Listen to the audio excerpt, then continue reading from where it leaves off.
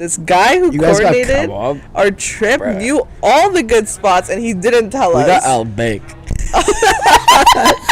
For those who don't know, Al Bake is the most hyped place after like God's house and the Al prophet's grave. It's Al Bake. Okay.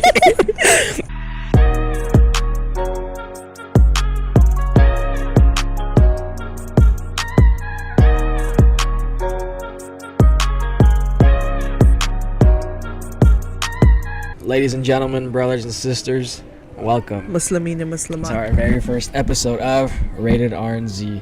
And on my other side, I have the one and the only Z. Before we get started, I just want to say, Aaron Charles Rodgers, I'm not happy with you, man. Fuck you. Do you know why? Because you didn't see him? Yeah. It was unfortunate. Mm-hmm. He was here. I probably spent hours trying to chase him. And no luck. And then I went to his hotel he was staying at, and I couldn't find him. Stalker. And I wouldn't have done this for anybody else but him. But I'm just letting you know, Aaron, and I'm not happy with you. You know. But I'll see you one day. You'll be on this podcast one day. But yeah, just wanted to get that out there. And anyways, before we get started, I just this is a way to get closer or get to know us a little more. A lot of people ask, like, what's your motive, or what's pushing you to do this? Like, why do a podcast? You know, like, what value do you guys have? Like, what are we doing? What's our goal? Who are we targeting? Like, what do you think? What do you have to say? Personally, I'm going after Joe Rogan. No, I'm just kidding. No, that's the goal. We're the number one podcast in the universe. We yeah, can be better already. In the world. They think they're number one in the world. We're the universe. So, yeah, I mean, I think I've said this before, but I'll say it again. We live in an era where it's so easy to, like, target or, like, communicate with people. Because, like I said, how many followers on Instagram do you have? Not this again. You just got, like, 7,000 views on one of your stories. And that's unheard of if you go like 10 years ago, 20 years ago, 30 years ago. This is the first time in like human history where you can, reach to people all over the other side of the universe, countries, planets. So, damn, planets? Planets. So why not use this to your advantage and maybe, instill some value and, provide something for some people. So, yeah. Yeah, and the reason why I said not this again is because this is our third time filming, and we just want to perfect our first episode, what we're giving to our, our future family. So we just want to perfect what we're putting out, and yeah, so this is our third time. So hopefully this is the one that we get to finally put out, because we've been talking about this for so long. Before COVID, this has been the one thing that we would always be talking about until this day. Everyone's like, how's your podcast? And yeah. We're leaving that in. Yeah, that's fine. By the way, hi Matt, what's up today? If you're listening to this, it's too late. So you mentioned Aaron Rodgers. Yeah. How did that go? Tell me the full story, because I just saw like the back end of it. So how'd it go? Like I said, don't get your hopes up. Because as I'm going to say the story, you're going to expect me, like, telling you, I got a picture with him. I got an autograph with him. I had a conversation with him. None of that happened. Okay. But I'll just put that out first. Because every time I tell the story, everyone's, like, depressed after. Like, oh, you didn't get to see him. Yeah, but I don't give a fuck. So yeah. So, for those who don't know, Aaron Rodgers, the GOAT, handsome man. Let me just say, like, Ramina's the biggest Aaron Rodgers fan. I remember growing up, he'd always like be like, do you think this guy's hot? Show me his picture. And it was always like this horrible picture, and I was like, no, what the fuck? And he'd be like, no? You think no? And yeah. And then like recently I saw like this post of him in like this golf cart, and he had a pink like furry thingy on the golf cart. Yeah. And I was like, wow, this is pretty hot. So I reposted it. And then, I was like, this guy is looking pretty good, like, lately, as of, like, now. His long hair is cool, his long hair. And his beard. Just, like, in that picture, he just looked like he gives no fucks, and, like, that's hot. Yeah, he has style, and there's stuff that he's done where I admire. off the field, but he's back-to-back MVPs, unanimous GOAT, undisputed. That's the consensus view. Aaron Rodgers is the GOAT. So I get a call, actually, from your brother saying, like, you want to see Aaron Rodgers? And I'm like, what are you talking about? Why are you lying? Like, he's in Wisconsin. What are you, like, he's not here. And he's like, I know where he is. Come pick me up. So I come with my brother. We go pick him up. And so there was this private event at J. Sarah. It's private. And by the time we got there, long story short, so first of all, we're in the parking lot. We see like an orange Lamborghini. So we're like, someone's here, right? And we see the field empty. We see them like cleaning up, and we go there, and like there's this kid like maybe my age. So we're like, hey, like, was Aaron Rodgers here? He was like, yeah. And we're like, who else was here? Josh Allen was here. Who's Josh Allen? He's another like really good quarterback. Oh, okay. Like, love that. That's hot. Yeah, he was like Josh Allen, Sam Darnold. Just kept naming like maybe like 5 players. What about Odell Beckham? No, but then we were like, when did he leave? He was like, oh, he left an hour ago. We missed him by an hour. That's a long time. Yeah, You're saying that like but it's a private like event, so minutes. by the time the story was seen and we left, it was too late. Who posted the story? Someone your brother follows, who like somehow knew, and it might have been his former coach. But anyways, so that didn't work out, and he was like, people were on the field, like we could have talked to him. You know what I mean? Like, imagine having a convo with him. And then after that, I was like, where could I find him? And then I heard he was probably in either Montage or Pelican Hill or Ritz, one of those. And then the next day, your brother was like, he's in Ritz. He might be, or he might have just left today. So I go with some like relatives. We go and we're just around the hotel. We're looking around, and it was the Rothschilds event, and he's a big sponsor, and he invests a lot. So we expected him to be there, and as we were asking around, all the people, the employees, were like giving us looks because we snuck into a lot of places. Anyways, we're going around all these different rooms, being in places we're not supposed to be. I saw Bill Walton. There was a concert. Eventually, like, the people were giving us attitude. We got in trouble a couple times. And where were you guys trying to go? So you need to be part of like the Rothschild event and all like the private things. You had to like have this badge to get in everywhere. And these guards were like, what are you guys doing? We're like, oh, we're staying at the hotel. Yeah. And they're like, no, you're not. This whole event has been booked by Rothschild, and everybody in this hotel is part of this event. So at the beginning, we were like screwed. So then we just kept sneaking around, and we kept asking around. Some people were nice. Some people got mad, like, oh, we can't tell you. Someone was like, oh, yeah, there's a 10% chance he's here. And then at the end of the convo, he was like, oh, there's a 60% chance he's here. Then we asked somebody else. I asked someone in the front. They were like, why are you asking? This is like a 5-star hotel. What are you like, hey, is everybody here? No, you had to make it seem like you knew he was coming. Like, when's he coming, or like stuff like that. That's hot. But some people were cool. Like, you go to the right people, they're like, yeah, he's on his way. Someone said he was on his way. Yeah, of course. I would say that too if this kid is about. Yeah. Yeah, he was legit. So we were waiting like by the rooms area. Like, there's the rooms and like the hall or like the lobby. So like we're like, if we're gonna see him, he's gonna be walking like out of his room. So we go. We're just sitting there for an hour. He didn't show up, But after we found out, like, Josh Allen and some other players were downstairs. And then, ultimately, we just gave up.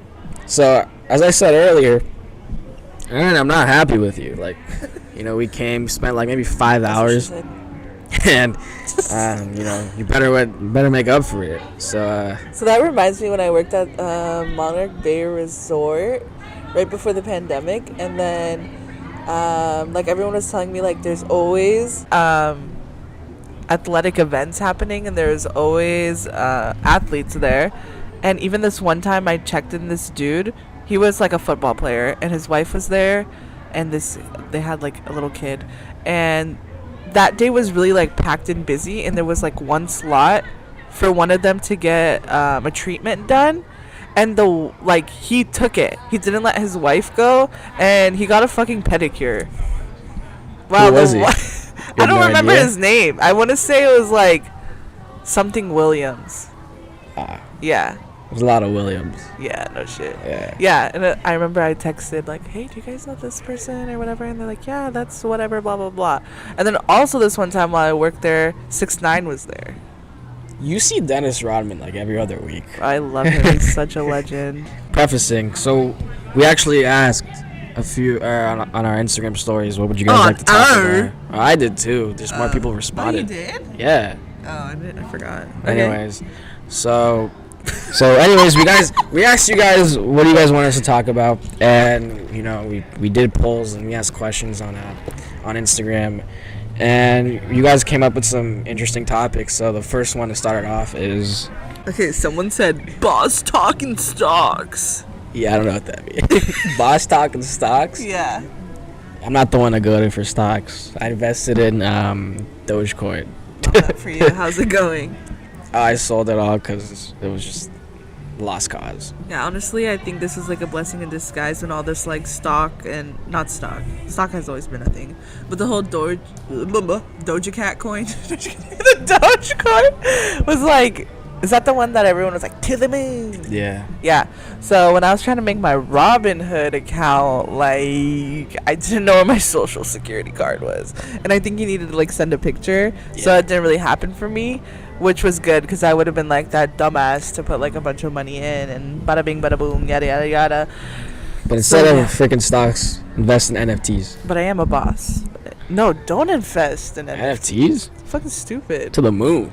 I literally saw an ad for NFTs because we were talking about this the first time we ever filmed the podcast. I was like, why would you ever have an NFT? Like, what's the point of that? And then you're like, to look cool. The same reason why you would buy a skin in Fortnite. You know? We had this conversation. Yeah, and then I was like, what? Cool like, people? Yeah. I was like, who do you know that's cool, has a skin on Fortnite? And then you were like, what did you say? I didn't say anything. Yeah, and I was like, yeah, fucking virgins. Anyway, back to the whatever. All right, we'll see. Yeah, so I saw an ad on NFTs, and I was like, don't you want to flex when you're having brunch with your friends that you have a virtual art, blah, blah, blah? And so that's literally the whole point, but it's not cool, so fuck off. Like, we can give value to certain things. Yeah, we choose to give things value. So why not take advantage of that? Wouldn't it be cooler to have a real life sculpture or a painting versus an NFT version? Like, what are you going to do with that? Post it on your story? That's the new norm, dude. Life is moving digitally. Nah, fuck that shit. Metaverse, everything. This world is a delusion. Interesting. Yeah, so if you wanted to get stocks advice and what to invest in, I urge you not to take any of our advice. But for other stuff, you could listen to us. But yeah. We're not here for listen to me. Yeah, this is good for sure. Someone said your next trip. So this is before our trip. We both took trips separately to the same place. Yeah. A month apart. So we both went to Saudi Arabia. More specifically, we went to Mecca. Medina and Mecca. And, you know, we talked about this, but I wanted to hear your thoughts because you've heard my thoughts. Yes, I have. And you are a thought. Yeah, that's cap. Personally, it was like probably my favorite trip. Yeah. I just went to, during all these rituals and, you know, different like things that, you know, we had to do. Just like, what were you thinking? Like, were you just like, how were you thinking throughout the entire process? Do you want me to be honest, or do you want to be honest? Like, you don't have to be like, oh, this is like amazing, even though like, you know. No, it was amazing. It was definitely the best trip of my life, the best 2 weeks of my life. You know, getting closer and strengthening my relationship with God, and going to those historical places and seeing these places growing up.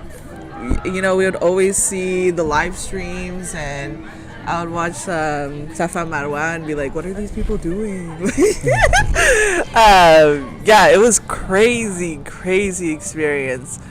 My first moments when I laid eyes on the Kaaba, never forget those. Did you cry? Of course I cried. Yeah, literally, I was nervous Like, what if I don't have that reaction? That was me. The entire time I was like I hate like opening like presents or gifts, cause like just the pressure like to like you have to be Logan. Like, you have to be like, oh, like I love it, all that. No, so gifts I'm fine. Someone can give me like literally like a fucking turd, and I'll be like, oh my god. So it reminded me of that. Like, what if I don't feel any way? Yeah. And like, what if I feel bad for not feeling any way? Yeah, that's what I was thinking. Because I'm not super like emotional, and like I don't cry easily. So then that's why I was like, what if I don't have that reaction? Like, is everyone going to be like, wow, you're just like a stone-hearted bitch? Yeah. But then I did. I don't know. It's so hard to explain. And my favorite thing is seeing people's reactions. Like, even when I go to Disneyland, and I'm not that big of a Disneyland fan, but I just know that so many people are traveling to come to Disneyland, and they're making it like a thing, and it's such a big deal for kids, and it's like, oh, we're going to Disneyland, blah, blah, blah. And walking around Disneyland and seeing like all the kids and the families and their reactions, like I love doing that. So then when we're at Mecca, and it's like my 4th, 5th, like 6th night there, and I'm walking out and I'm seeing everyone's first reactions, was like, I loved it. Like, everyone has the same reaction, no matter who you are, what you do.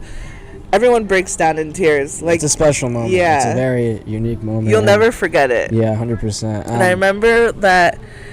I don't know. You always hear they say the first time you lay your eyes on the Kaaba, your prayer comes true or something. Yeah, I've heard that. And literally, when you're coming down on the escalator, I'm like, shit, I saw it already.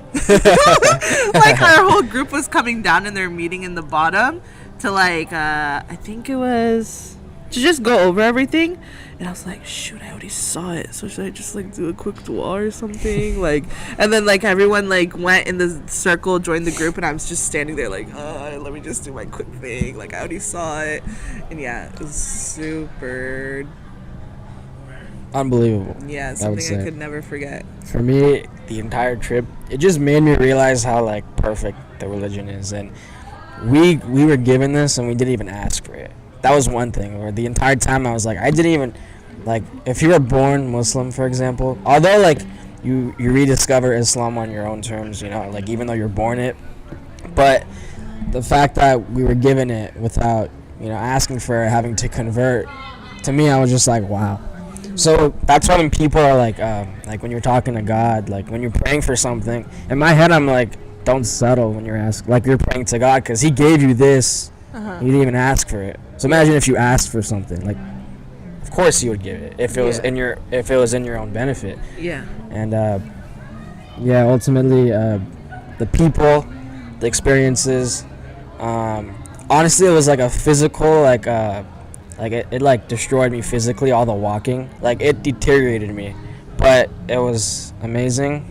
My first time going out of the country too. So it was a huge culture shock. Like, you have all these different experiences, different people, talking to different people. I even got lost one time. And, you know, imagine trying to get back. So you have to talk to people, communicate. And they're all so nice, most of the people.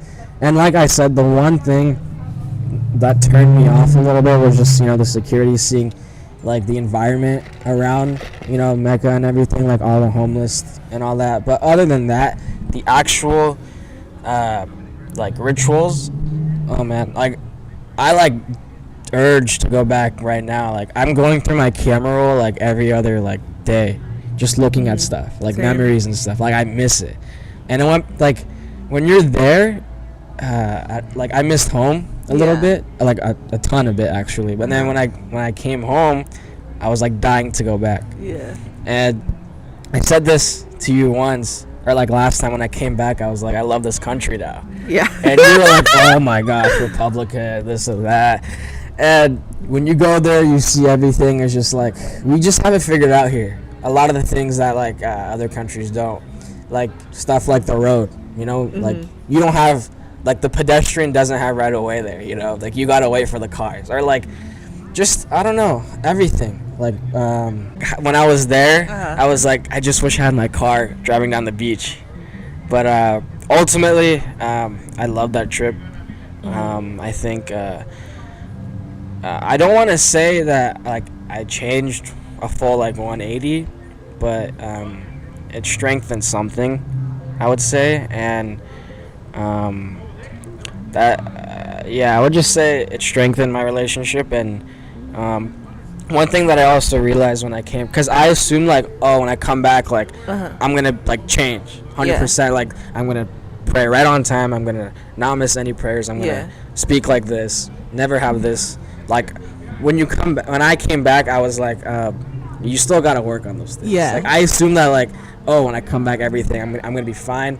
But that's not how it works. Yeah, I remember everyone's like, oh, you're gonna come back so different. You're gonna feel so different.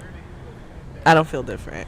You have motivation, like a little bit, but that wears out, you know. Then it comes to discipline, but yeah, literally after that trip, this is kind of bad. I was like, wow, that's all I gotta do, and I can like have a clean slate. Like all my sins get deleted. Like I should come back. Like I can do this once a year.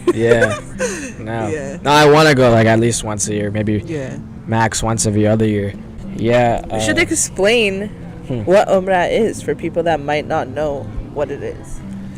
Yeah, if you're watching and you know, God willing, one day you go to Umrah. You guys will go to Umrah, but for those who aren't familiar with it, it's the pilgrimage for Muslims. That Umrah you can do whenever you want, but Hajj you're obligated to do one time in your life, and it's symbolically the house of God. You know, and we all see the Prophet's grave and you know, his companions and. So when you do Umrah, you have to stop to Medina, which is a whole different city. So Medina and Mecca are two separate cities in Saudi Arabia. How long is the bus drive? How long was that? 5 hours. Yeah, so it's like 6 hours away. So when you're doing Umrah, no matter what, either before or after, you have to visit Medina. But most people do it before. It's most common that you go before. So in Medina, Prophet Muhammad, peace be upon him, is buried there, and his mosque is there. So you kind of go there, pay your respects, and like, you know, be like, I'm on my way to see God. Yeah. So we went there first. So we got there at night, and we all had to like, first thing you got to do is change your like SIM cards. Because like there's a whole thing over there because of COVID. They're really strict, and you have to download these apps. One of the apps has like your visa, your vaccination card on there, and the other one you make your appointments to be able to do some rituals and stuff like that. And as soon as we get there, our moms are like, we have to go to the mosque. We have to, like, we just got here, we need to go. And then we go there, and the guard is like, the campus is closed. And somehow one of my aunts found a way in. So we just went through that way. And then my other three aunts, all of a sudden we're just sitting down, and you see them, they're like, we're going to go inside. We found someone that's going to let us go inside. And they're like crying. Like they think like this was like meant to be, and an angel came down and is letting us in. And then we're all like, we get up and we're like running, and we're running. And then the lady's like, nah. And then one of my aunts is like crying, and she's like, she needs to see this app that like is blinging or something like that. It's just really funny the way she said it in Farsi, and they're just like crying. And at this point I was kind of confused. I didn't know what was going on, and I was just like, damn, is this gonna like, is this setting the vibes for the rest of the trip? Like we're not gonna be able to go into places? Like is this like, I didn't know what was going on personally, and I was confused why we were going there. The whole time I was asking everyone, what's in Medina? What's in Medina? And no one was telling me. Everyone was like, I don't know, like this and that. I thought this whole time Medina was the first place that the Azan went. I thought Medina was the first city that someone Bilal recited the Azan. So I was like, okay, yeah, I get that it has history, but why are we going there? Yeah. And like, but that's not true. That was true. Oh, it is true? Yeah. Someone was like, no, that was on top of the Kaaba. And I was like, huh? No. But that's not why you go. Yeah, same. Yeah. I was just confused. I thought Prophet Muhammad was buried near Mecca and like some mosque. Somewhat near Mecca, but yeah. I didn't think like I was thinking walking distance from. Yeah. So I kept asking everyone. No one was telling me. And then the moms were like crying because we couldn't go in the mosque. And then yeah, I was so confused the whole time. And then, yeah, so basically Medina is a small city, and everything is walking distance. So there's a bunch of hotels there because it's like a touristy spot, and every hotel has like buffets, breakfast, lunch, and dinner. And me and my cousin Fatima, we kind of got over the buffets, and the only food option basically for us was KFC and Hardee's. And Hardee's is Carl's Jr., but their version over there. And believe it or not, the best thing over there was Starbucks, because the Starbucks was all halal. We can eat anything over there. And they had like these good like Cajun chicken sandwiches, which were like a hit. But when you're visiting a country and you're there for a week and the only thing you've been eating is KFC and Hardee's, I never even tried the Hardee's. I didn't even want to like try that because I'm not a burger type of girl. And we're just so over it. And me and Fatima were like, we miss like kebab and rice and all that. You, America has the best food. Like, I don't know about that. Like the Turkish food in America is better than Turkey, in my opinion. Like, I'm not lying. Like, yeah. So, you know, someone later told me, yeah, this is Prophet Muhammad's mosque, and he's buried in here. And I was like, dude, okay, this is why we're here. Yeah. Interesting. Love that. So, what was your reaction to seeing the Prophet's mosque? Because for me, it was a lot of mixed emotions. Sorry, not the mosque, his grave. Seeing the Prophet's grave. Bring that up. You know I didn't see it. You didn't see it? No. The outside. No, nothing. What do you mean? The outside is the mosque. You didn't see the inside? No. Why? Women can't go? Is that why? Do not listen when I'm talking? I thought you said you couldn't go to the Rauda Jannah area. Yeah, isn't that all the same area? It's a different. It's in the. It's near it. Ruin the story. Anyway, going back to my story. So you didn't see anything? No. You didn't even see like at least the structure. Like, no. Did you even go? Okay. Why? Because I'm a woman. Is that a thing? Yeah. Yeah. So before we went, my dad was like, "Oh, I was like trying on my abayas, and like they had like, you know, I'm into fashion and stuff, you know, I got the best drip always, no matter where I go. So my abayas had like some, you know, little like spaz, little bedazzle, you know. My dad's like, yeah, the guards are gonna beat you up." And I was like, why? And he's like, you don't understand how it's like over there. Like, you're gonna get beat up. And they don't respect women there. Bada bada bada bada dee da da da.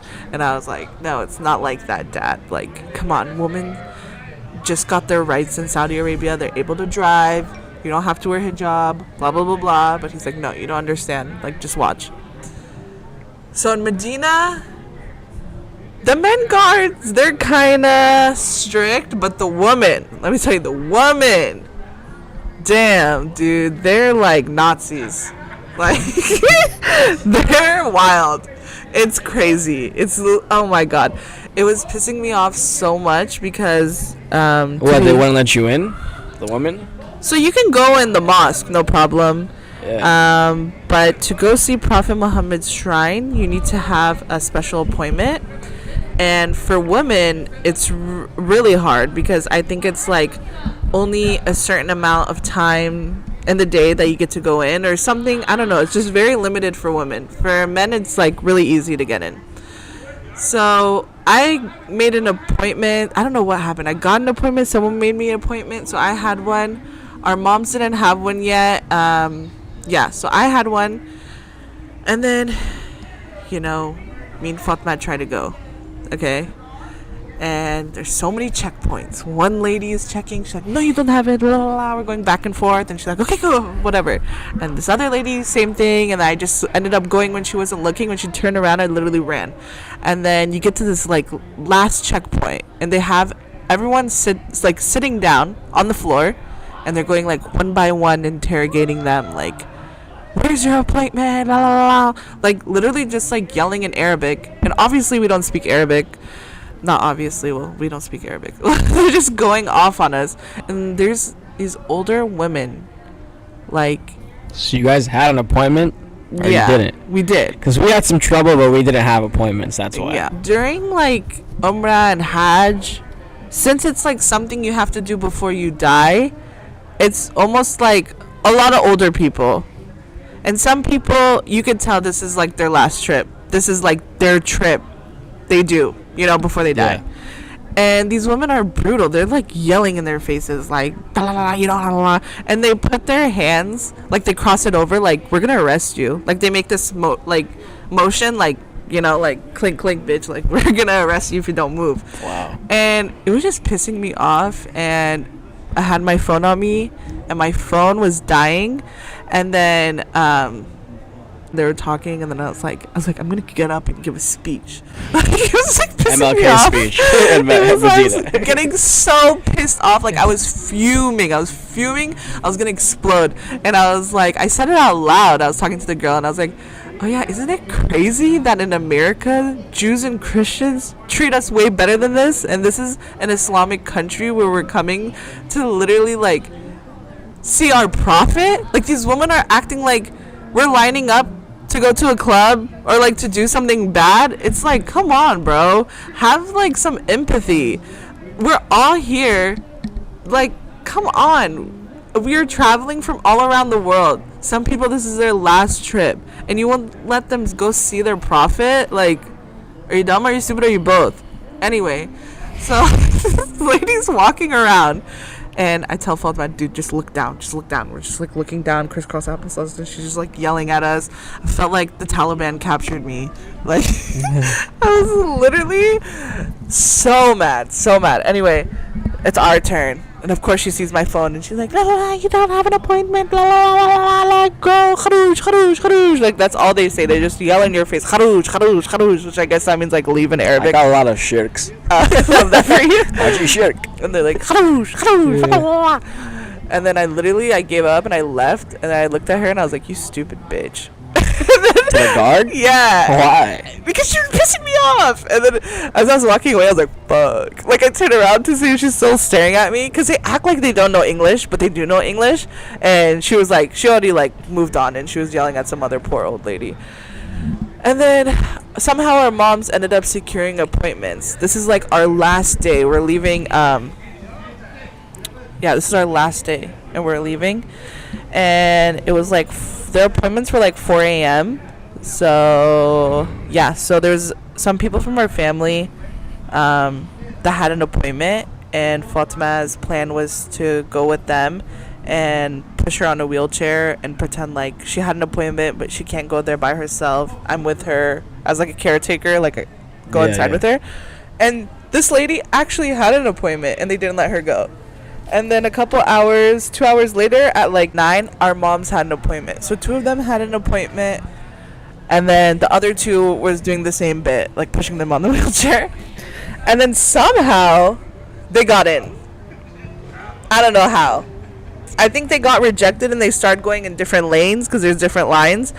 And they started going in different lines, and they kept going, and I guess your mom was like, I'm not leaving till they let me in, and they let her in. So then I hear about this, and I'm like, okay, I'm going to try to go. Yeah. So I went by myself. Yeah, so I'm going into different line, like trying all these new things. And then literally the lady turned around, and I kept walking. And then the lady's like yelling at me, coming after me. And I'm like, okay, I don't think she's yelling at me. I think she's yelling at someone else. And then she's like tapped my shoulder, and I was like, shit, like she caught me.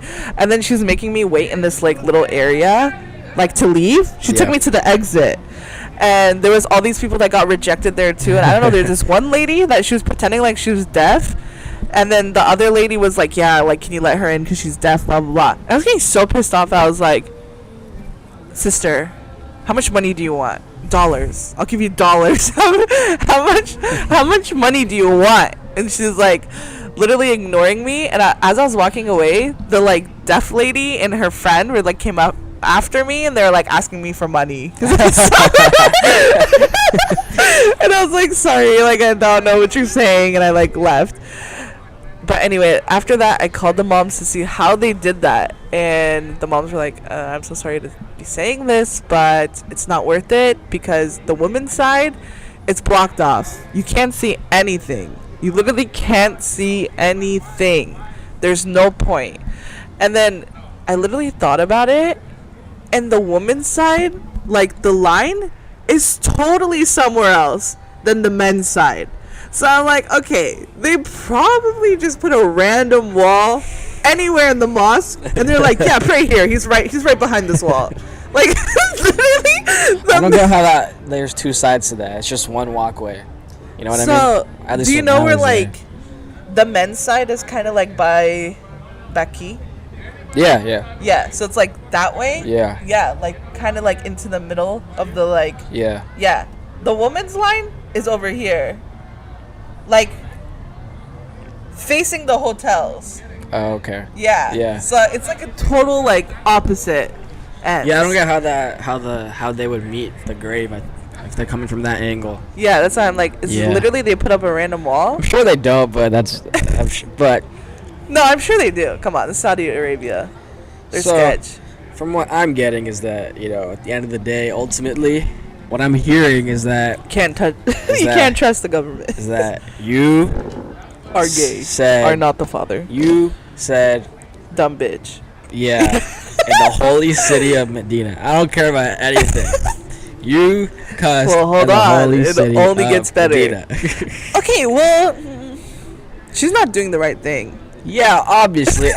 Remember in our last rough draft, I was like, everything was amazing about the trip, but the thing that turned me off were the guards. But the guy guards are fine. The girl guards are the assholes. No, I mean, they're both told what to do. They react the same. And it was so funny because after the first day, the woman guard, they're all covered. They're only showing their eyes.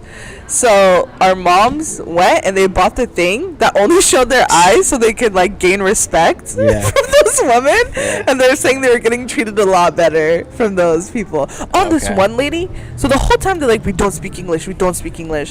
And my last day when I was trying to get in, and she's like, read off the numbers. She's like, 7. Because I was like, what? And she's like, she hits my hand. She's like, 7. And I was like, oh yeah, 7309. Like all this stuff. Yeah. And she had a tattoo. This bitch had a tattoo. Shirk my ass. Like, unless she's Shia, which I know she's not. Like, come on, girl. Like, you said there were a lot of Shias there. Yeah, there was. That was surprising. Like, yeah. Yeah. That really surprised me. Out of everything, that surprised me. I was like, oh. So, how close did you get to the actual shrine of the Prophet? Oh, so we would go there like every morning, like every prayer we would go to the mosque. Yeah. And we would always go earlier, so we're like in the women's section, like in the very front. Yeah. And then this one corner, like very front right corner, your aunt was like, the shrine is like right here. Like this is the closest you can get. So after I had my prayer there, the closest I can get to Prophet Muhammad, I was like, okay, I'm ready to leave Medina. I thought we stayed in Medina for too long. I think we stayed there one extra day longer than we stayed in Mecca. Yeah. And I don't know if this is bad to say, but the whole time I was like, okay guys, I'm ready to go to Mecca now. Like the whole time I was just like, I just want to leave this place because the guards there were so mean. And also, I want to see God now. Yeah, it's God's house. Yeah, I'm going to see God. My main trip, like my main purpose was you send your respect to the Prophet and you go to God's house, And I was like, I think Medina should be like maybe 3 days most, and then you go to Hajj, spend more time there. But it was more than just that one experience. Like I'm sure you went on tour buses, you saw the battles, you saw. Which was mind blowing to me. Like this is where like the Prophet was. This is you don't think those are real? No, not real. Though. You don't think those are the mountains? No. Oh, not that. I just. There wasn't much. You're just like, no. You're like it's cool, but it's like historical purposes. Yeah, it's cool. But am I getting any like extra credit? Like my main purpose on the trip is like to get closer to God and Islam. I don't really. I think it's just cool seeing like this is where the Prophet was. This is where he, this is where he got revelation was here. This is where this battle was. That's interesting to me, but to each their own. No, it's interesting, but it's not like obviously it's not God's house, or it's not like the Prophet's grave, but For me, when I was when we first went to the Prophet's grave, I had so many mixed emotions. Like, first walking there, I was like, oh, like, this is our Prophet. Like, I was very proud. Like, like, this is our Prophet. Like, this is gonna be like unbelievable, like amazing. And then once you get there, I just started thinking of like all like the suffering he went through, and I was like, like I didn't cry, but like it was like emotional. But I was about to. Then you just think of everything like that. But ultimately, like I said, the entire trip was very powerful. Very, I'd say 10 out of 10 for me. And if those guards were a little cooler, maybe a little better. Yeah, one of our that's all secondary, you know. Like our second to last day there, they took us on these buses and they showed us the historical places. We saw Hazrat Bibi Fatima's mosque. Yeah. We saw her mosque and Imam Ali's mosque. That was really. That was that one kind of hit me a little harder. I was like, wow. Because, the other one, it's like, this is Prophet Muhammad's mosque. But it's like, is it really? Because it's not original. It's like, come on. Yeah, we know, like, they all like built they over remade this. It and everything like that, yeah. Which I'm like, I kind of wish it was like, the original. Like, he's buried in his, like, house, right? They say? Because since I couldn't see it, I don't know. Yeah, so I kind of wish they kept the original thing, and then they built whatever they built. Yeah. Because, the things that they built is really beautiful. It's really nice, but I kind of wish I could see the original. And then when we saw the original, like, mosque, like, this is Bibi Hazrat I was like, wow, this is crazy. This is actually it. The other one's like, this is what you say, like, yeah, this is their mosque. This is, like, actually. Like, half destroyed. Yeah. Too. So that's, like, crazy to me. That was, like, tell them about your rocks theory. Why it's destroyed. Oh, okay, why it's like in half. Yeah. So, as you guys all know, like, personally, to me, obviously this goes without saying, but I'm just saying this, we're all Muslim. We're all Muslimina Muslimat. I don't like when people are like, Shia this, Sunni this, but this is just like my point of view as a Shia Muslim, So when we go to these places to go check it out, and, my aunts are like, they destroyed these people's mosques because the Saudi government wants us to forget about them and all this stuff. And I went there, and all these older women are like pushing and shoving and taking pieces of the mosque. They're literally like scraping off brick. They're taking pieces of the mosque with them. Like, they're the bricks. As if like it's blessings in it or something like that. Yeah. So before that, on our tour guide was talking, and he was like, yeah, and there used to be this mountain here that was the blah blah blah blah, but since everyone came and took some, the mountain's no longer there. Because these places, like, millions and millions and millions of Muslims visit, like, monthly. Even when they have, like, the Hajj season, there's billions of Muslims there. So I was just thinking, like, if the Saudi government wanted you to forget about something, they would do a good job. They wouldn't leave half of it there. They would have destroyed it. I want to get that exact number, actually. How many people go to Hajj? So it's so funny. Literally, little old ladies are, like, scraping it, writing their names down. I'm like, why are you writing your name on it? This is so, like, childish. People are, like, leaving letters. I don't judge, but I'm just thinking, like, what is their thought process behind this? And then it was so funny because then, like, Ramin's aunt is, like, screaming, sister shirk, sister shirk. And it's so funny because we're constantly being told that by Sunni people. So those old ladies that are probably getting yelled at by your aunt, they probably think she's Sunni, and she's gonna, like, stop them. It was so funny. It was just, those hit because it's like you're seeing, like, these weren't touched. These are, like, the historical mosques. Yeah. So about 2.5 million pilgrims visit Hajj. I don't know if this is just during that season. I'm guessing it is. Not, like, in total, but just during that time, 2.5 million. So it could be close to like maybe like times like 50 of that, maybe something like that. Wouldn't be surprised if it was a larger number. Yeah, but and you have to think about this as people have been making this pilgrimage for so many years. Yeah. And so that was insane. And during that day that they took us on the tour was the first day that we went outside. Like we explored Medina, because other than that we're just walking around. Our hotel was literally like 20 feet away from the mosque, so we just get ready, go down, go to the mosque, go back up to our room, go back down. Like we're just in that like vicinity. When they took us on the tour, the guy took us to this restaurant, and this is the first time we had like real food. And this restaurant was so cool the way it was set up. It was like everyone had like their own little like room situation type area, and then there was like cushions on the floor, and you like eat on the floor, and it's all blocked off like a curtain, like fitting room type situation. And me and my cousin, we like got our own, and we had real food. We had like Middle Eastern like kebab, and it was so good. And we just like knocked out in our boots like right after we ate, and we woke up like 2 hours later, and we woke up, it was so hot.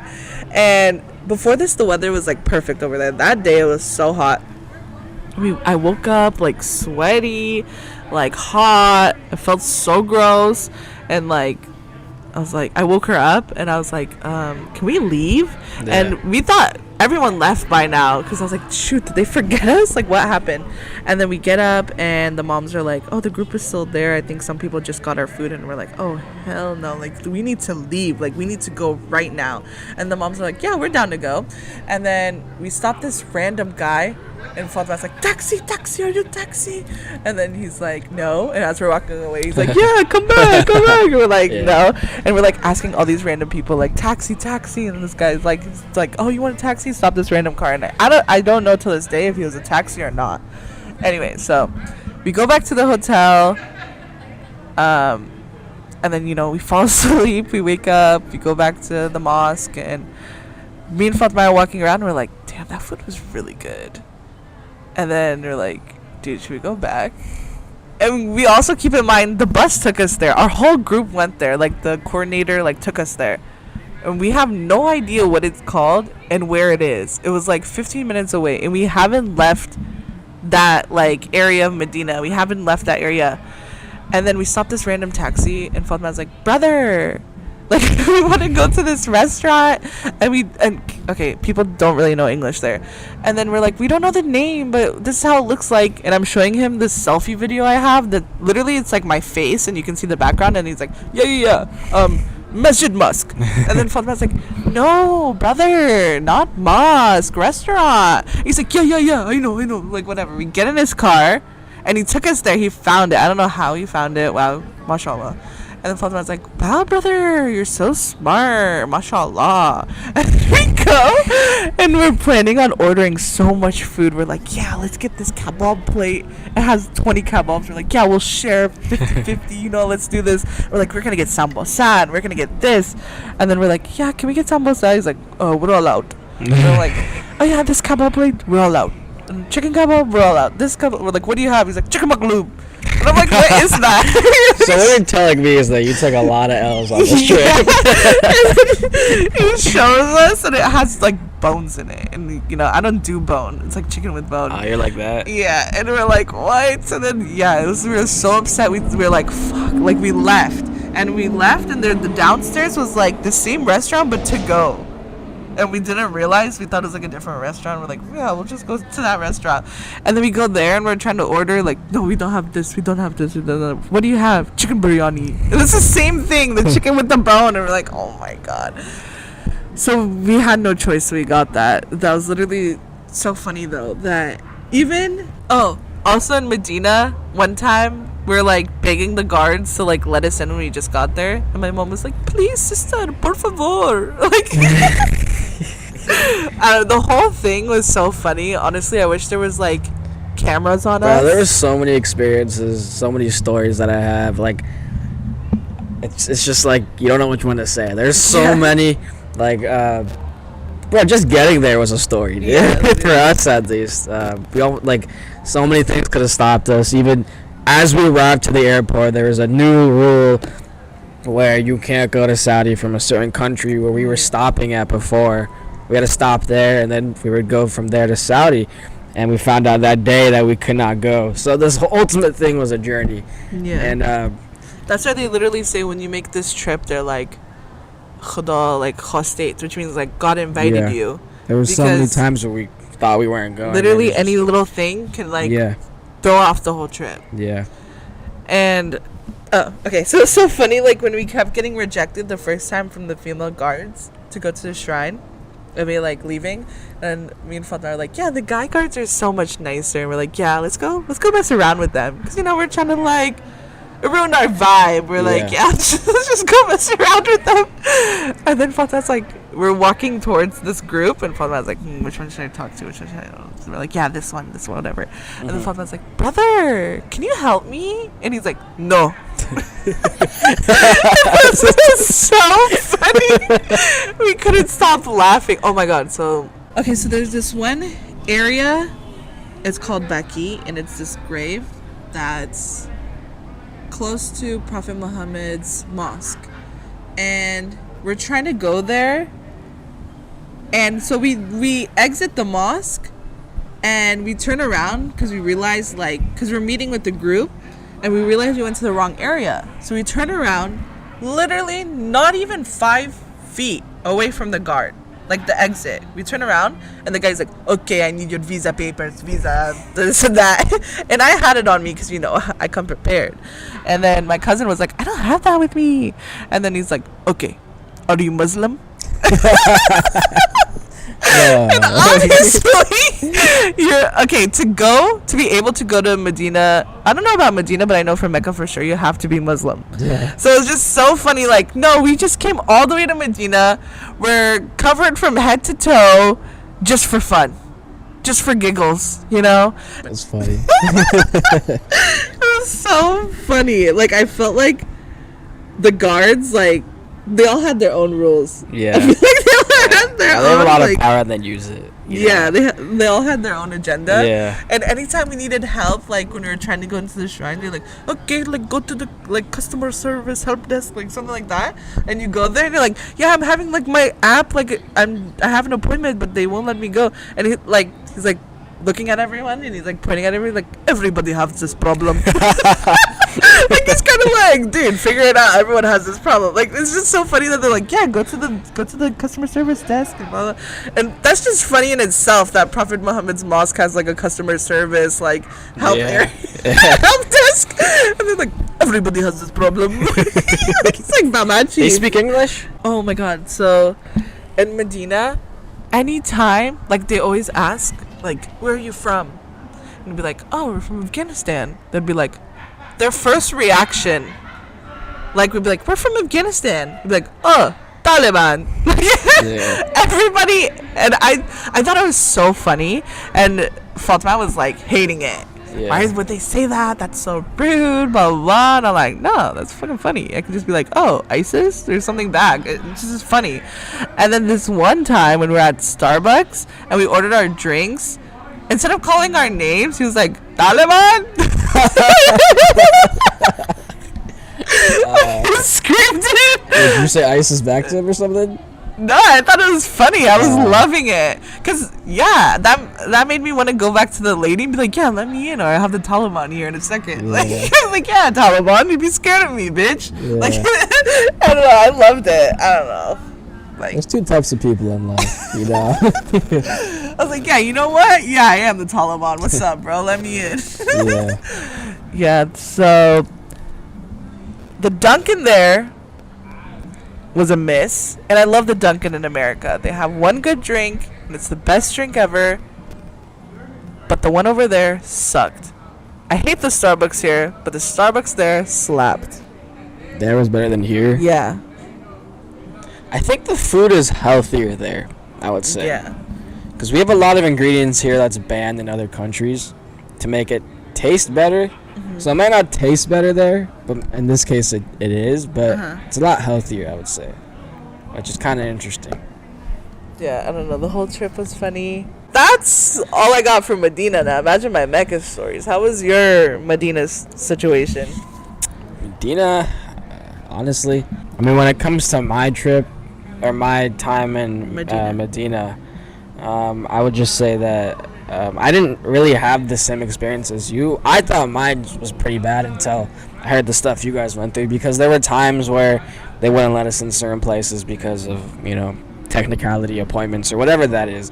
But eventually we did do everything we wanted to do, I think, for the most part. But yeah, I mean, seeing the Prophet's grave, obviously, like, it's not God's house, but it's right next to that. And as I said, like, that moment was unbelievable. And then you see, like, the graves of his companions around him and all that. It's just an incredible thing to see. And yeah, I mean, us seeing around, like, the wars and all, like, the areas around it, like the history and all that was interesting to me. And yeah, Medina was good to us, but the guards were not, I would say. Yeah, and I was just exhausted. I think I overdid it when I was in Medina, because I was really tired from Mecca, because I'd get like 4 hours of sleep a night, and one night I got like 2. And because I was like, I'm just gonna grind, and then I overburdened myself in Medina, and then in Mecca I was exhausted. I literally went 4 days without sleeping, and then our last day there, when they all went to the shrine, at different times, and I was planning on going, that's the day I finally fell asleep. Yeah. So I went 4 days without sleeping, and then I just slept for 9 hours that day. Really? Yeah. Yeah, I mean, I got COVID, so I lost a day too. I was just in my room the entire day. Oh, you lost 1 day? I lost 1 day. But I mean, that was in Mecca too. That's the worst part. Oh, shoot. Medina was great, but obviously nothing compares to Mecca. And let's get to your side of how was Mecca for you, though. Okay, so the first thing, going to Mecca, you stop at this mosque that's 30 minutes away first, and you kind of do a prayer, and you set your intentions and stuff like that. Oh, how was the bus from Medina to Mecca? I fucking hated it. Just 5 hours. Horrible. Yeah. So, fun fact about me, I'm a very patient person. But when it comes to traveling, I'm not. I'm I want to get there right now, 0 stops, fastest way possible. I just want to get there. I'm tired, And on the way back, I don't care. I don't know. I just think I get so excited or something that I'm oh, I need to get there right now. And I get so impatient. And I'm just Mm-hmm. So I don't know if it didn't really hit me what we were doing or what was going on. But when we stopped at the mosque to, niyat and set our intentions and do the dua, I didn't have wuzu. What? Yeah. The entire time or what? No, when we got to that mosque, I don't know if I wasn't paying attention. I don't know. It got lost in translation. I thought we were just stopping. You didn't know that was the beginning of your Yeah. Okay. Someone didn't do a good job explaining. Maybe someone wasn't listening. I'm dyslexic. No, I don't know what was going on in my head. I don't know what I thought I was doing.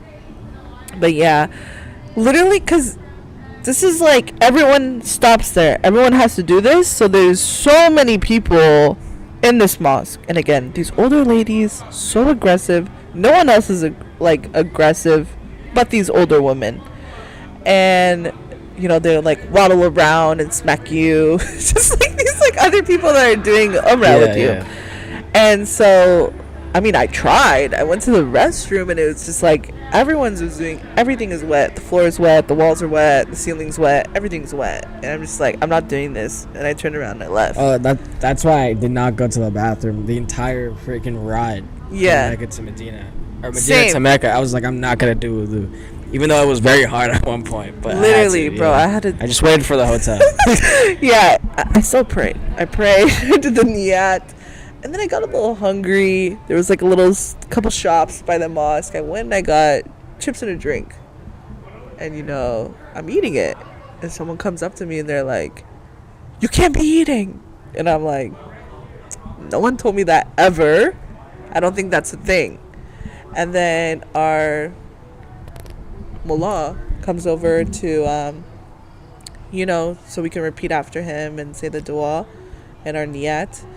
And then she goes, "Just to be clear, we're not allowed to be eating, right?" And he's like, "No, you can eat, you can do this, you can do that." And I was like, yeah, that's what I thought. And as soon as we go back on the bus, they give us food. And kebab. And dude, that was the best kebab too. This guy who coordinated our trip knew all the good spots, and he didn't tell us. We got al-Baik. For those who don't know, al-Baik is the most hyped place after the prophet, after like God's house and the al-Baik. prophet's grave. It's al-Baik. Okay. And even the hotel people kept saying al-Baik over KFC, al-Baik over KFC. And it's all over, like, if you go on social media, al-Baik, al-Baik. And we go, and a funny story before I even tell you how it was. On the way, there's a homeless person. I'm sure you've heard this. Yeah. And one person in our group was like, you know, like, "I don't have money on me, but like, I'll buy you food. We're on the way to al-Baik." This homeless guy was like, "You're going to al-Baik?" "Oh, no, I'm good. No, thank you." The homeless guy rejected al-Baik. He's like, "Oh, I thought you were going to this other restaurant." So that's just, you know, a little preface before. It just wasn't like, it was good. Like, I'm thankful for it, right? It was like KFC, right? It's like fried chicken. Yeah, but it wasn't. But it's KFC. not good. It wasn't Yeah. better than KFC. But it was just funny, that whole, like, the hype around it. Like, that was the place everyone was like, "Oh, when we're done with whatever, we're going there." al-Baik. Yeah, like, that You're was like, treat yourself. yeah, like, that was like the big reward. Like, we're gonna go. That was a big reward. Yeah. Wow, these kids of this generation.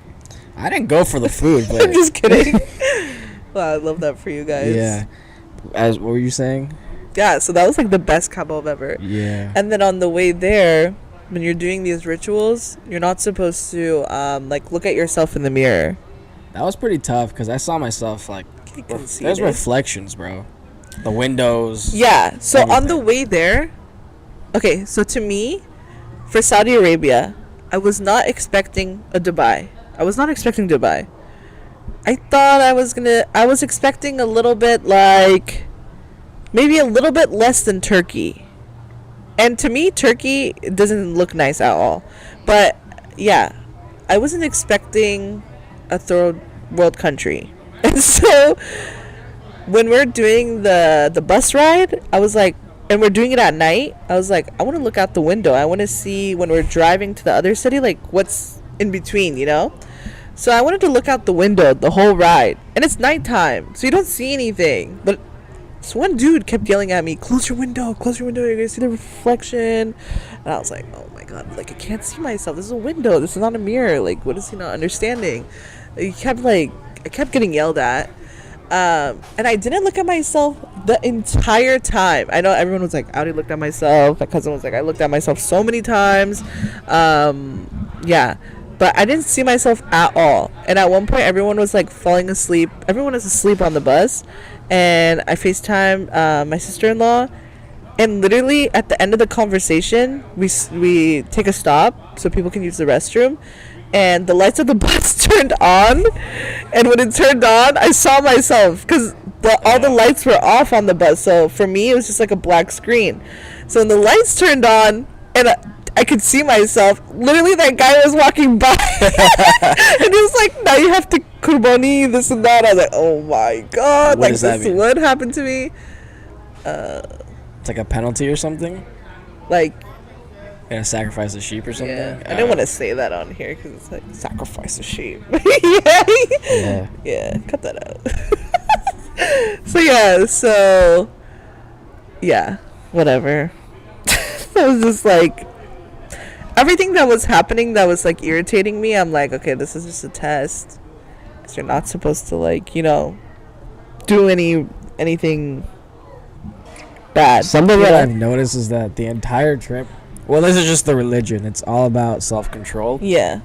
And self-control and empathy. Everything around us tends to like is almost the exact opposite. Yeah. And this, I don't know, I'm normally not like this, but it just got heightened with this trip, and I'm like, it's just happening because like, God is testing me right now. So it's just like, keep your cool.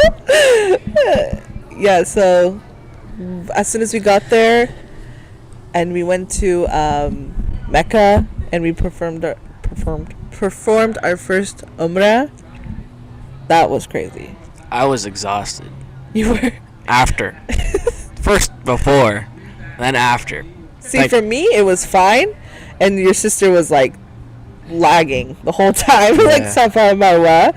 Like I would still run, even though women don't have to, and she'd just be like lambing and lambing. And she'd be like, I didn't know it was gonna be this intense. No, it takes a lot of wear and tear. Imagine the real Umrah. I don't know. Maybe I was just. I mean, the real Hajj. I was just so excited that I was like, "Oh yeah, come on, let's go, come on, run!" And she was just like waddling her way like the old woman.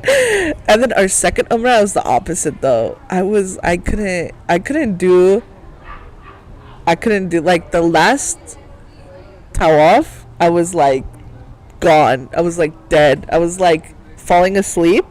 And this is like towards like the last couple of days me and Fatima learned the wheelchair hack. So we were like doing our tawaf so fast in the little like wheelchair area. And I was like, yeah, I wasn't planning on doing the like wheelchairs for the tawaf, but like you're gonna need to push me. And she's like pushing me in the wheelchair and I'm falling asleep. And then on the last like our final Umrah, the last tawaf, and I'm just like literally like trying so hard not to fall asleep on the wheelchair because I'm like, it's not gonna count if I fall asleep. But literally it was like my head kept like falling down. Like they for sure thought I was like Maris. Yeah. Oh yeah, so when we're in Medina and I was like so over it because of the guards, and I'm like, I'm so ready to go to Mecca. And I was like, I hope the guards over there are not like this. Everyone's like, oh, they're worse over there. They're worse. Oh my god. Dude, the guards there did not care. Mecca was cool. No, the guards over there is so chill. They don't even check your app. They don't even check the whole visa vaccination app.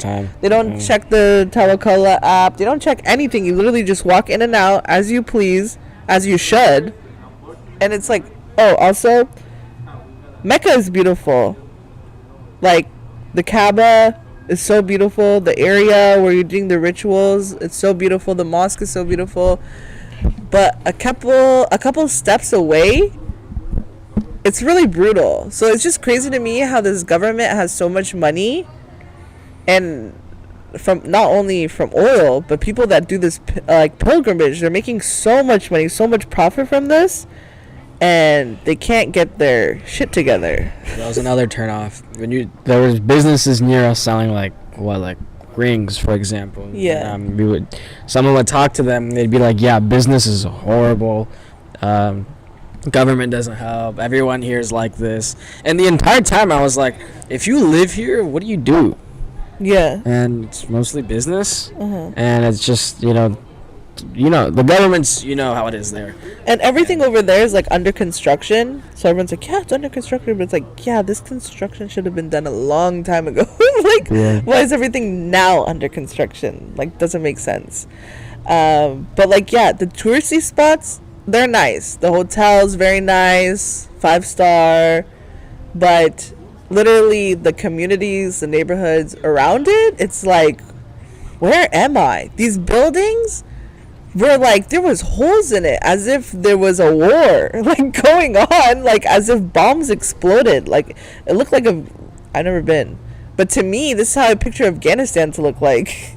It's a lot of homeless, a little outdated. Yeah. And the thing is, it's just like they have toilets made out of gold, like they have the money to fix this, but yeah, I don't know, man. That's like insane to me, because especially if you're like the Saudi government and this is a pilgrimage that Muslims take from all over the world, wouldn't you want to present it in a really nice way so everyone can go back home and talk so highly of your country, especially someone that's like people from Saudi. I know they love to show off, like so many Middle Easterns do. That's just like in our nature. But it's like, wouldn't you want that? I don't know who's doing Saudi Arabia's PR and marketing.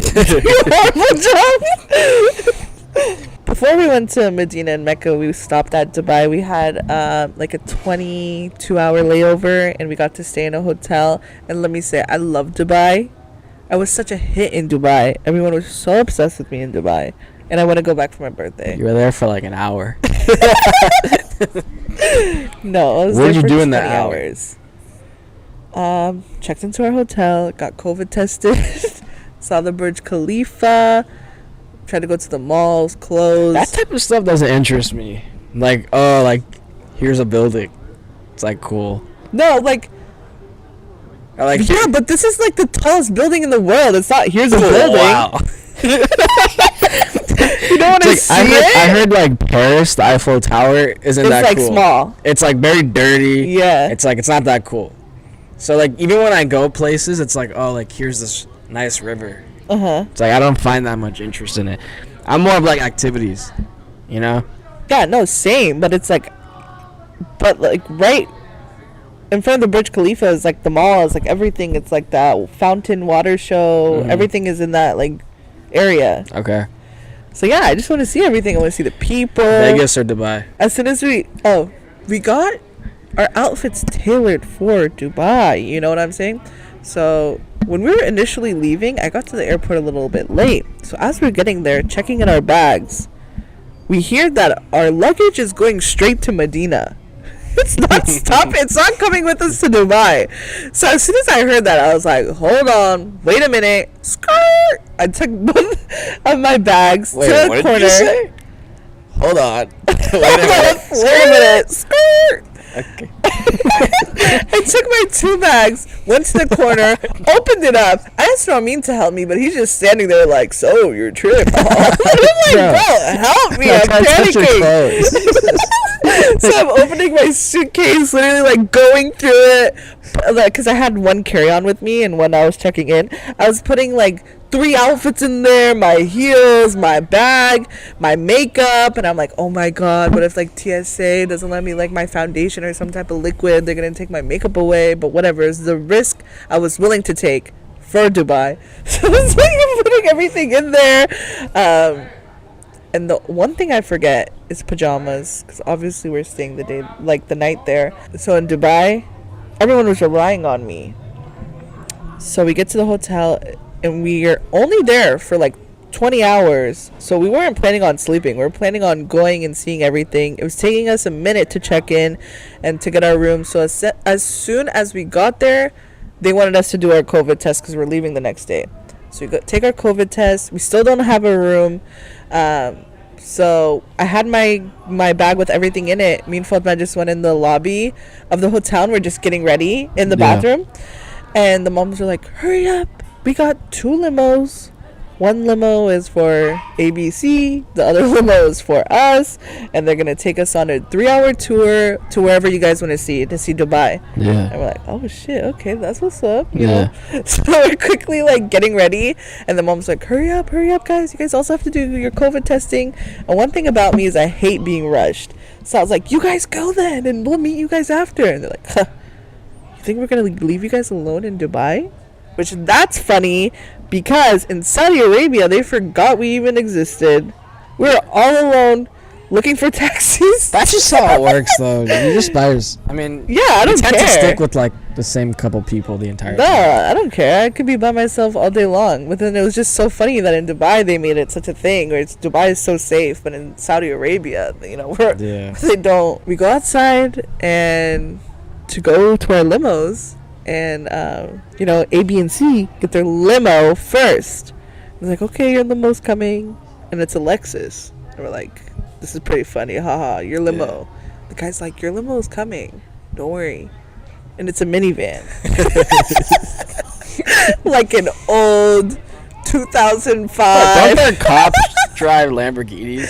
Yeah, but I'm sure it was just like the moms went up to someone, was like, we want a tour. And they're like, yeah, we'll have a limo come. Like, they're probably just trying to get a sale. It's not like America where you can be a Karen and be like, I was promised a limo. Like, they're like, take it or leave it. Like, it is what it is. Yeah, so I'm sure they're just trying to get a sale, you know. I'm sure if the moms were like, yeah, private jet, he'd be like, yeah, I'll get you an all-gold private jet like, within the next 10 minutes. So, yeah. So, the guy pulls up, gets out of the limo, and then he's like, yeah, you sit here. And he looks at me. He's like, you in the front. And I'm like, I couldn't, like, look at him. Like, guy? Yeah. He obviously was like, you know, he was feeling me. And I couldn't even make eye contact. Like, my mom and my aunts are there. And I was like, oh, fuck, this is so fucking embarrassing. Like, he's so serious. Like, what do I tell him? And then all my aunts are, like, laughing. They think it's so funny. Ha, ha, ha. Zainab, sit in the front. Ha, ha. And then I was like, nah, I'm not sitting in the front. So then my aunt sat in the front. And then anytime he would play, like, a song, my aunt would be like, oh, he's playing this for you, Zainab. Like, so embarrassed. And the whole time he was like, you know, talking to me and taking my pictures. He's like, oh yeah, I'll take your pictures, I'm the best photographer, blah blah blah. And then that made me more shy, and I couldn't take good pics, and I'd be like, Fatima, no, you take my picture. And it'd be like so awkward. So yeah, no, but he was cool guy, obsessed with me, like everyone else in Dubai. You know, he's probably looking for like his third wife. 3 out of 4. Aren't we all? Probably has 2. I bet most of those guys have multiple. How do you feel about that outfit, like that white long thing with like the red and the white? Oh, like the yeah. The thobe? Yeah. I like that. Oh, I love that. I think it's so hot. But I could never find the one that I liked, but I love that. Yeah, no. Yeah. I love it. Such a hit with me. Yeah. And like, I used to think the best thing a guy can wear is a suit, but after I saw that, I bought like 4 of those. Like, oh, you should wear them. I'll wear it on Eid. Yeah, not with the hat though, right? You're gonna wear it over the hat? That will be the hat. Yeah, so after Ramin's trip, he shaved his head just to like, he said he's having like a cleanse, like spiritual moment. It's symbolic. And he hasn't. What? You haven't rocked the cut. All he's been wearing is a hat ever since the haircut, and it's the same hat. So that's why I said that. It's just kind of like a thing. It's kind of like dry. Even though I think he should just rock it. We'll see. Do you wear it when you're sleeping too? No. I wouldn't put it past you. I mean, like, sometimes it's always the same hat. I'm just kidding. And it's the same hat too, so I'm like, bro, your hair is gonna like grow through the hat. Like, somewhat is right now, but that's hot. What was the highlight of everything? Too bad. No, I'm just kidding. I literally did that just for comedic effect. I couldn't believe it. I thought it was like a hologram. Bro, I told you this. No, you didn't. Yeah, I did. No, you didn't. Did I not say when I went?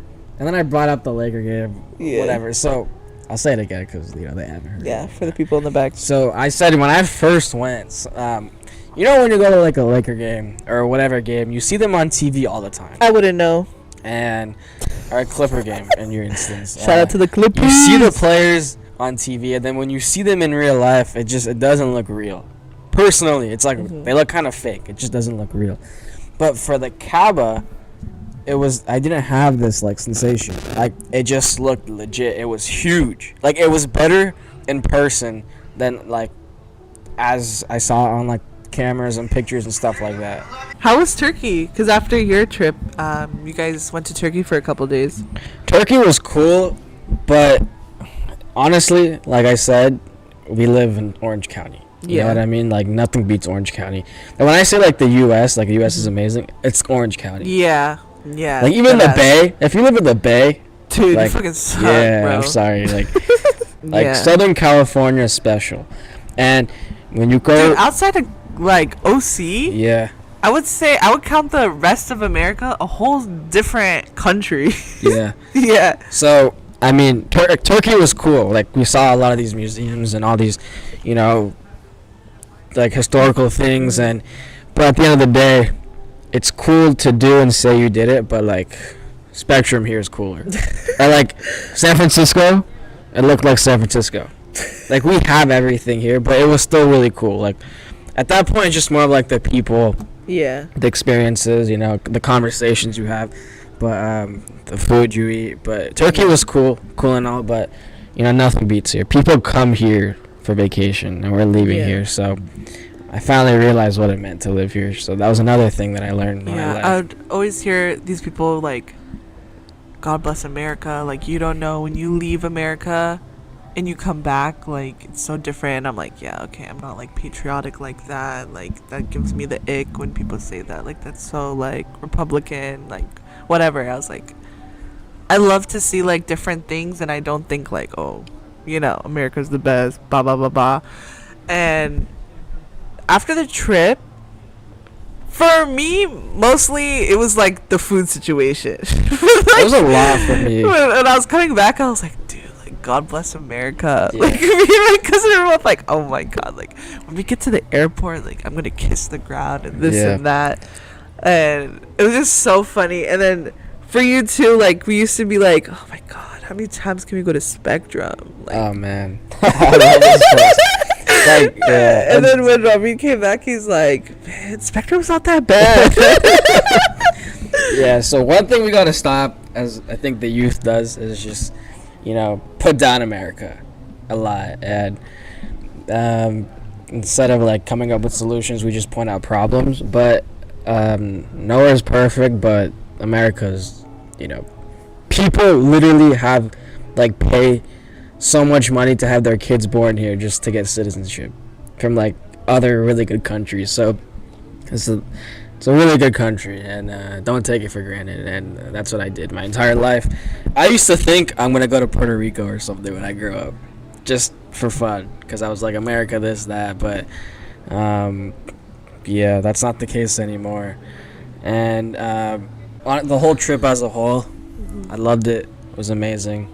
And God willing, I do it again. And hopefully we make it a priority, and you know, make it one of many times. And if you're someone, you know, trying or you haven't gone yet, just, I would say, make it a priority, because it's not like horribly expensive, at least for Umrah. Like, we can do it if we wanted to. So I encourage anyone here to do that. Yeah, I encourage anyone to go, not even like if you're religious or not. Yeah, just go, like, period. Not just like, you know, it shouldn't be about your religious level. Everyone that, you know, at the end of the day, someone's not as religious, they still call themselves a Muslim. You should go no matter what. It's an experience like no other. Yeah, you go there to get better. You're not expected to be perfect when you go there. Yeah. Yeah, it's like prayers. Like, sometimes, like, people say like I have all these sins, why would I pray? But like, praying is to like clear those sins, and like that's part of it.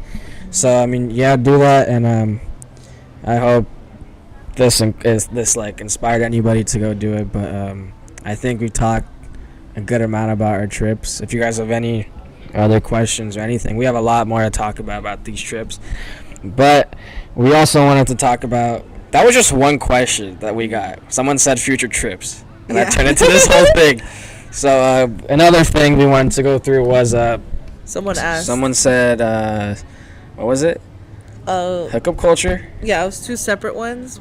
Some person said hookup culture, and another one dating life. I guess we can like. Good question. Do you think there is such thing as a bad question? Yes. Like, what kind of questions? Stupid ones. Yeah, like, give me an example. Like, was that a bad question, asking you if there are bad questions? No. Okay. I can give one, like, someone said add a Naqshwani. Oh, like they asked him something? Yeah, and then I can tell you about a stupid answer. We don't gotta give specifics, but anyways, but we're all peace of love. Yeah, except for Naqshwani. You saw him though, right? It's on site. You don't have to cut that out, right? Jonathan. But yeah, hookup culture. But to my knowledge, it's basically just people like one night stands or something like that, right? Sure. Just getting together to have fun. Yeah. gangbanging. So what are my thoughts? Obviously, don't do it. There's so many studies telling you, like, I don't know. All I'm saying is that America, the divorce rate is like 55%. It's like flipping a coin at this point. It's like it's a 50-50 chance. Like it's a yes or no. So it's like I think things like these somewhat are part of the reasons why. And honestly, hookup culture. Yeah. So I mean, if you're Muslim, don't do it. But if you're not, go by all means, There are reasons why we don't. And yeah. I don't know, but knock yourself out. But from the people who I've heard who've just dated, like American friends, they say stay away from it. Most of really? them. Yeah. Interesting. Maybe that's an anomaly, but I think this kind of goes like hand in hand, but I'm seeing like a lot of people in America and this culture. It's just so common that these girls are in this relationship and they're like in it for so long, like 5 years, and they're like they live together and they're like fucking and sucking and they're like having kids and they're like, but the dude won't propose, and it's like, why would he propose and get married if you're like giving it all away for free? You know what I'm saying? It's like there should be some stuff that girls need to be smarter, because anyway, like, guys are dumb, you know what I'm saying? But girls need to be smarter and, figure their shit out. I just think that, this specific question is hookup culture, but just dating in general, I just think when you go from person to person, you're sort of, like, given, like, the things that you do with that person, that's, like, very intimate. And it's very special. Interesting. So when you're just doing that with everybody, I just think that like it devalues it, and you slowly just compare and you like give a little bit of like your love and your heart to everybody, and I just think it slowly destroys like someone, and like it's just hard to be with one person after that. Statistics. You're not monogamous? What? What are you trying to say? You want multiple wives? No, like dating. Yeah. Dating. There's a reason why there's so many commitment issues. Yeah. And so many problems with like separation and all that. And I believe that this is part of the reason why. What are your thoughts on like horoscopes and manifestation? Horoscopes, I don't believe at all, but I know a lot of people do. It's actually like, this is like its peak, I would say, like right now, horoscopes. But manifestation, I do, 100%. Yeah. I've actually started reading a lot about like manifestations. I've watched like. Damn, that changed from recently. The first podcast. Like so many when documentaries. When we first filmed this episode. The difference is that when you say manifestation, the way I think about it is just like you're not really creating anything. Like God created everything, right? Yeah.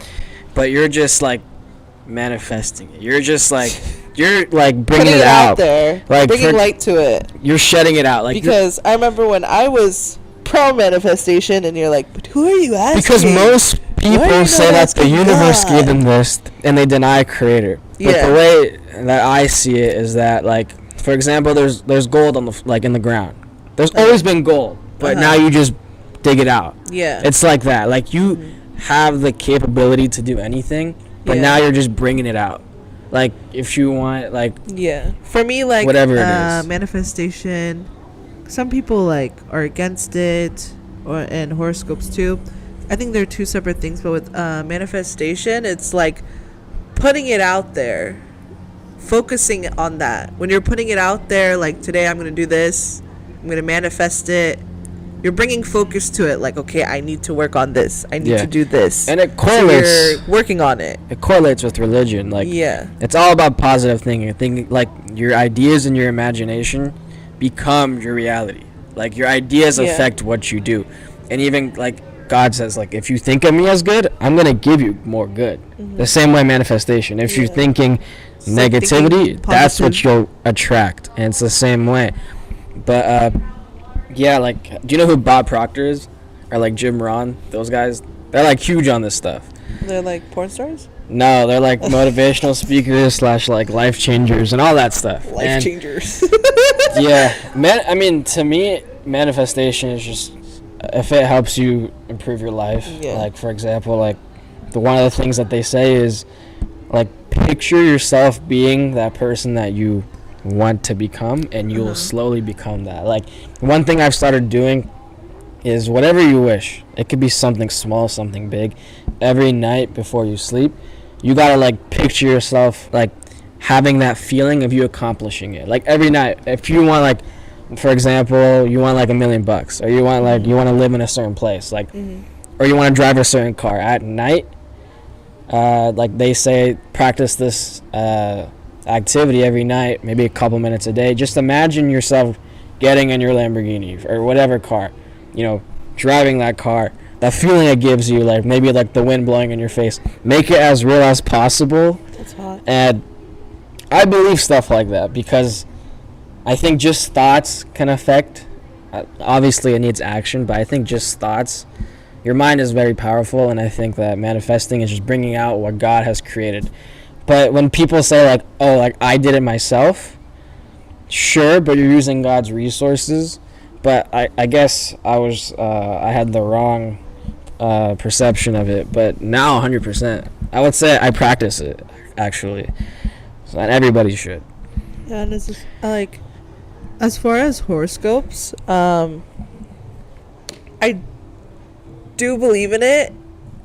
As crazy as that may seem, like just like the characteristics, like as vague as it might be, I find them to be true. The thing that I don't believe is like, if you're like a Gemini today, you're gonna trip on a dick. Like, do you believe like, oh, certain months because Mercury was in retrograde, I was just so amazing this month? Yeah. No. No. Wait. Hold up. I thought you were gonna say, I was born on this month. Like, these are my characteristics. No, like they say like the stars are like this planet is in this like stage, meaning like if you're Aries, this is where you flourish during this time of the month, this time of the year. Like, because the moon is in this certain place. Do you believe that? Like, the energy that Mars gives off affects you during this month. Yeah, definitely. Yeah. Like, dude, energies are strong. I don't know if you, like, saw, like, Impulsive with Jake Paul after he beat Tyron Woodley. But as a joke, as, like, Jake Paul was describing, like, I believe in horoscopes, this and that. When Mercury's in retrograde, I feel like I'm unstoppable. And then Mike was, like, impersonating Tyron Woodley. And during the interview, he was like, yeah, the only reason why I lost was because freaking, Mercury was in retrograde. So it's like, I don't, but if that gives you some sort of, like, inspiration or, like, I think just believing that it does can impact you, but I don't think that does. I think it's more a placebo. You know? Like, the same way they say, like... I mean, but... They say medicines... the placebo is more effective than the actual medicine. Yeah. And, like, there were studies showing that, like... the mind is, like, very powerful. There are studies showing that just thinking that you're working out can increase... Like, they did the study, and they thought that they were working out, like, doing the actions, and their muscle mass increased by 20%. Just by thinking that you worked out. Maybe I should think that I'm on the treadmill right now. Stuff like that, yeah. I mean, the mind is powerful, but what do you think about, like, crystals and, like stones like that? Like crystals are like this, like this ring. 1000%. They actually also say like what goes with crystals to make it even more like effective is healing music, and that kind of Young Thug. That kind of transitions to our next topic. This wasn't really asked, but someone mentioned music, and I think like about 2 weeks ago, I stopped listening to it, and it has nothing to do with religion, but that also helps. And this is the reason. This is just more like science and like logic. Yeah. I'm sure religion is logic, but like, music frequency. I don't know I'm sure you've heard of this. Or maybe you haven't. From you only talk about it like all the time. Well, I haven't gotten deep into it, but like, yeah, people make fun of me now. They're like, oh, you eat gluten-free, you only listen to this music, this and that. But, yeah, music frequency. X, rest in peace. But before he died, I think he died recently after he said this. He said that he can use any music, any frequency he wants to target any part of the mind to make you feel any certain way he wants. He says, like, I can make you feel happy, sad by using certain frequencies to target your brain. Okay. And Kanye, the one and only Kanye. You know how much we love Kanye. The walking, living legend. He said that the 440 frequency that they use in today's music, it targets your lowest chakra. And the chakra, basically, the lowest chakra instills fear. Are you trying to say Shakira? No, chakra. So the lowest chakra is your fear levels. And you know what happens when you fear? Boom, you can't manifest. When you fear and your mind is in fear, you're not manifesting, you're not flourishing, you're not being prosperous. You're in fear. That's why the news is fear. They try to control you. Ultimately, what X is saying is mind control and frequency programming. And the history behind this is that back then, I think maybe a couple hundred years ago, the church actually, some monks would heal people through certain frequencies. And the Pope found out, and eventually he changed it to 440 hertz. So since then, the Western music has been 440 hertz. And the healing one is 432 hertz. So, they actually did this test with the Quran, and the Quran's natural frequency was 432, which is the earth's tone, which is a healing tone. So, yeah, so music can heal you, and same with these crystals, and they work neck and neck. Uncle Mustafa talked about this. Did he? Before, during COVID and the pandemic. He was talking about mental health, and he was saying if music helps you, listen to music. It's not you guys can test this out on your own. Search up 432 versus 440 hertz and listen to both songs, and you'll see a difference. You'll feel at least for me, I felt lighter. The people I showed it to, some people were you're crazy, but some people are also I feel a difference. I feel lighter. This feels this sounds better. But what if that's placebo? So the thing is, I didn't tell them which one was which. So I was this is one. I'm not going to tell you which one is which, so it doesn't persuade you or there's no bias. Okay. So I got no placebo. Okay. That was legit. So that was interesting. But if you're an artist and you're putting music out and you know about this, wouldn't you put your music out in a tone that would make people feel happy to listen to your music? That's what X was doing. He had 432. The good one. Yeah. But all his music is sad. I know, but the frequency. That's kind of ironic with a lot of music today. Yeah. It's they sing it in such a joy, freaking bass, and it sounds super cool, and it's I want to kill myself. But it sounds so good, and people are in clubs rocking to it, it makes their morning, but the lyrics are very polar opposite. Yeah. So it just makes you think. But yeah, I believe frequency. We're like antennas in my I think frequencies can affect you, and and the thing is, this comes back to manifestation. If you believe that there's no, it's not gonna work, it's not gonna work for you. If you believe it will work, it'll work for you. So it's all the mind. That's what manifestation is. And yeah, that was a good question, and 100% in my opinion. And some people watching this will be you're crazy. But they're crazy. The cool thing about this is that we don't have to agree on everything. You know what I mean? So, yeah. So, what's your For You page looking like? What side on TikTok are you on? TikTok? Dude, I'm trying to get off of TikTok, first of all, because it's so addicting. Yes. But my For You page... Dude, TikTok is my favorite app. Yeah. My favorite social media platform, it used to be Snapchat. I don't even go on Snapchat anymore. I wouldn't delete the app. I think Snapchat's just more for closer people. Yeah. I think. Now when I think about storing something on my Snapchat, I'm ugh, that's so people corny. Still try to do streaks. Yeah, that's God. That's an ick. You guys are cringy. That's nasty. Yeah. But yeah, my For You page is more of just it changes from time to time, just depending on sometimes it's how bad do you feel when it's Bro, Stop for 2 minutes and listen to this Quran verse, and you pass it. Oh, that? I mean, I pass those. Yeah. The thing is, like, people say, like, even... do we want to talk about it? Oh, yeah. People say, like, listening to Quran in the bathroom's bad, but it's like, bro... Oh, so you're going TikTok. It's like I swipe up, it's like music right after, so I might as well... You know, I might as well just, you know, listen to Quran instead of music. But sometimes it's, like, religious stuff. Sometimes it's just, like, memes. So I've been on the TikTok hype before this whole thing. Like... Do you ever get, when you're scrolling down those lives... And it's like weird people. Are you talking about what I'm talking about? No, just like weird people on TikTok. Yeah, on like lives. Yeah, you just scroll. It's like who is this person? And it's like tap if you want to join the live. Yeah. Yeah. Okay. So I kept getting this one thing. Like it's like girls reading books. Yeah.